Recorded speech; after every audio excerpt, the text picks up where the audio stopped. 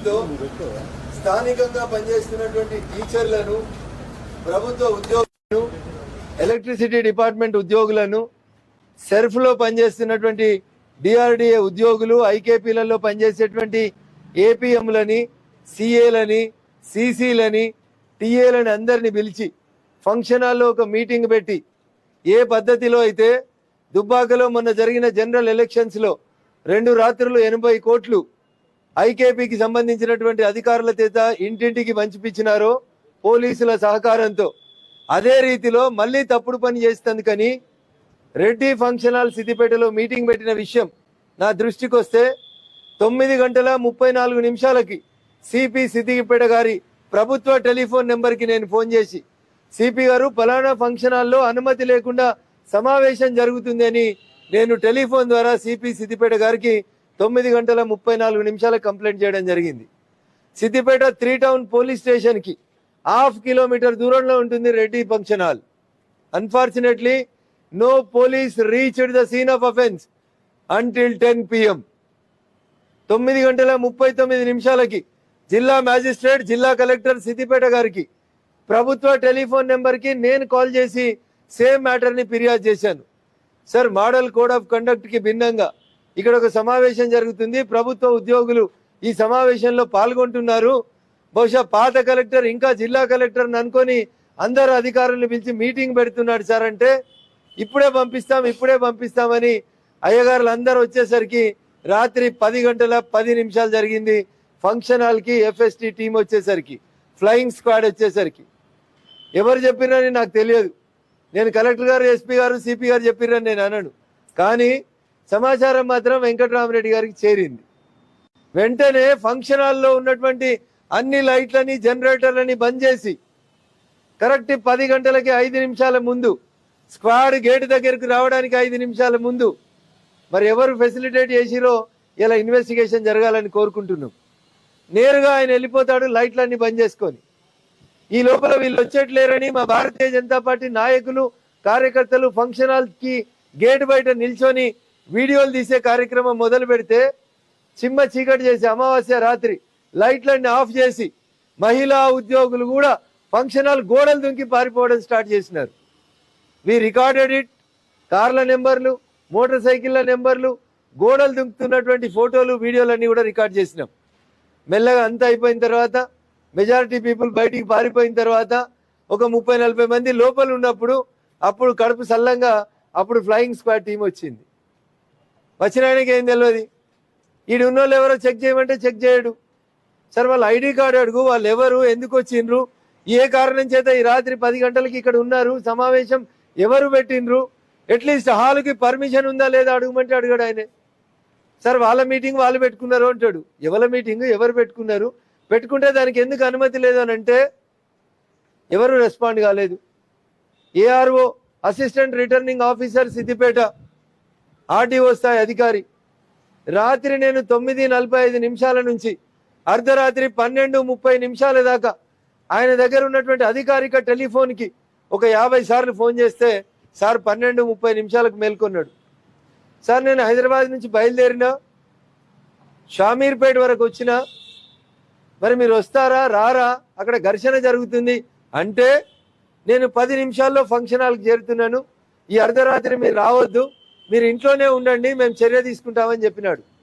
కానీ ఇప్పటిదాకా కూడా ఏఆర్ఓ సిద్దిపేట గారు సంఘటనా స్థలానికి విజిట్ చేయలేదు. మా పార్టీ నాయకులు, కార్యకర్తలు రెడ్ హ్యాండెడ్గా అక్కడ మోటార్ సైకిళ్ళు, మనుషుల్ని పట్టుకొని అక్కడికి వచ్చినటువంటి ఫ్లయింగ్ స్క్వాడ్ మీద ఒత్తిడి తీసుకొచ్చినప్పుడు తప్పనిసరి పరిస్థితులలో పొద్దుగాల 5 గంటలకి ఫ్లయింగ్ స్క్వాడ్ పోయి సిద్దిపేట 3 టౌన్ పోలీస్ స్టేషన్లో కంప్లైంట్ ఇచ్చింది. దాని మీద క్రైమ్ నెంబర్ 112/24 ఇవాళ పొద్దుగాల కేసు నమోదు చేసిర్రు. దీంట్లో మొదటి ముద్ద ఎవరంటే వెంకటరామరెడ్డి, ప్రస్తుత టీఆర్ఎస్ ఎమ్మెల్సీ అభ్యర్థి, పాత కలెక్టర్. సార్, బీఆర్ఎస్ పార్టీ నుంచి ఎంపీగా పోటీ చేసి అధికారంలో ఉన్నప్పుడు అడ్డగోలుగా అప్పనంగా సంపాదించినటువంటి ఆస్తులతోటి ప్రజల ఓట్లని కొనుక్కుందామని వచ్చి వారు చేస్తున్నటువంటి ప్రక్రియ. ఇంకా బాధాకరం ఏంటంటే ఏఆర్ఓ గారు జిల్లా కలెక్టర్ గారికి ఒక రిపోర్ట్ ఇచ్చినారు. ఈ రిపోర్టులో ఇప్పటిదాకా 40 మంది ప్రభుత్వ ఉద్యోగులు ఈ సమావేశ మందిరంలో పాల్గొన్నట్టు మాకు సీసీటీవీల ద్వారా తెలిసింది. ఆ 40 మంది పేర్లు ఇవి, వాళ్ళ డిజిగ్నేషన్ ఇదని ఏఆర్ఓ గారు జిల్లా కలెక్టర్ గారికి కొద్దిసేపటి క్రితం నివేదిక ఇచ్చిండు. ఈ 40 మంది కాక మిగతా వాళ్ళ పేర్లేంది, వాళ్ళు చేస్తున్న ఉద్యోగాలు ఏంది అనేది వెరిఫై చేసేందుకు ప్రయత్నం చేస్తా ఉన్నారు అని చెప్పినారు.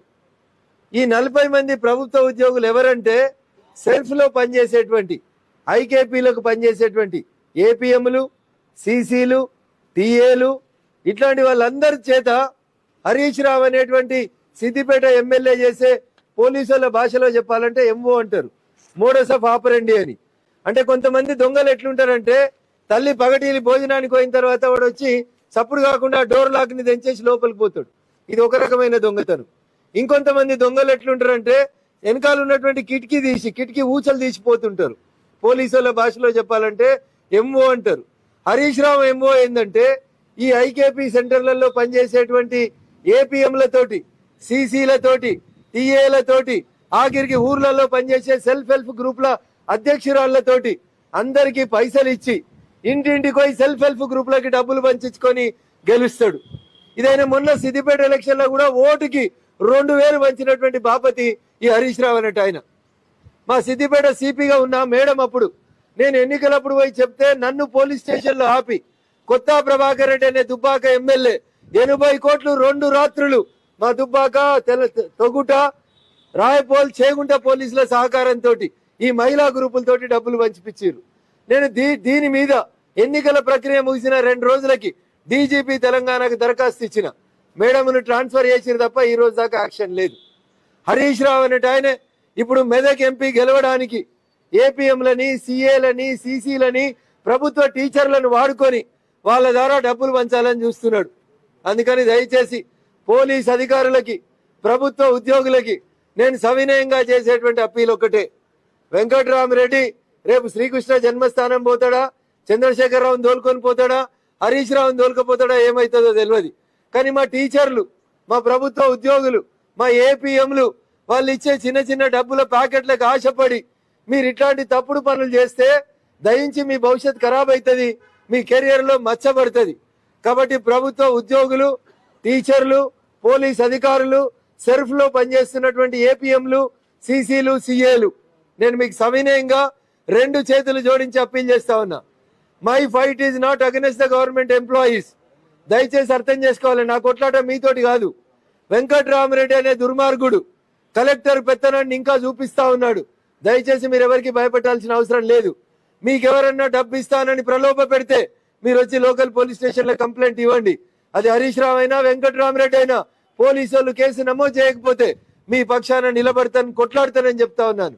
కాదు కూడదని హరీష్ రావు ఎంగిలి మెతుకులకు ఆశపడి ఏ ప్రభుత్వ ఉద్యోగి అయినా సరే ఇట్లాంటి తప్పుడు పనులను చేస్తే భారతీయ జనతా పార్టీ నాయకులు, కార్యకర్తలు we will chase you like anything and will make the government and the departments to take appropriate action against your careers. అందుకని ప్రభుత్వ ఉద్యోగులకి, పోలీస్ మిత్రులకి సవినయంగా అప్పీల్ చేస్తా ఉన్నా. ఇప్పటిదాకా జరిగింది. ఇప్పుడు జరిగే ఈ మహాభారత సంగ్రామంలో ప్రభుత్వ ఉద్యోగులకి నేను చేసే అప్పీల్ ఒకటే. ఏ పొలిటికల్ పార్టీ మీటింగ్ అయినా మీరు పొరపాటున పోతే ఖచ్చితంగా మిమ్మల్ని సస్పెండ్ చేసి శాఖాపరమైనటువంటి చర్యలు తీసుకునేంత వరదాకా రఘునందన్ రావు ఖచ్చితంగా చట్టాన్ని ఉపయోగిస్తాడు.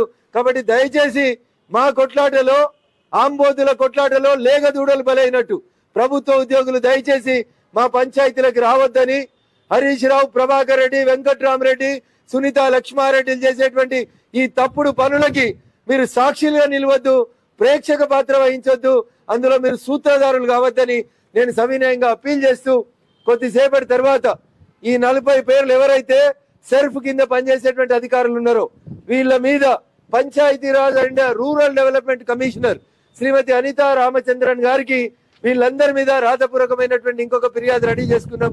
కొద్దిసేపట్లో అది కూడా ఇస్తా ఉన్నాం. అందుకని ఏపీఎంలు, సీసీలు, టీఏలు దయచేసి మెదక్ పార్లమెంట్ నియోజకవర్గంలో పనిచేస్తున్న మీరు గత 2-3 ఎన్నికలలో హరీష్ రావు చెప్పినట్టు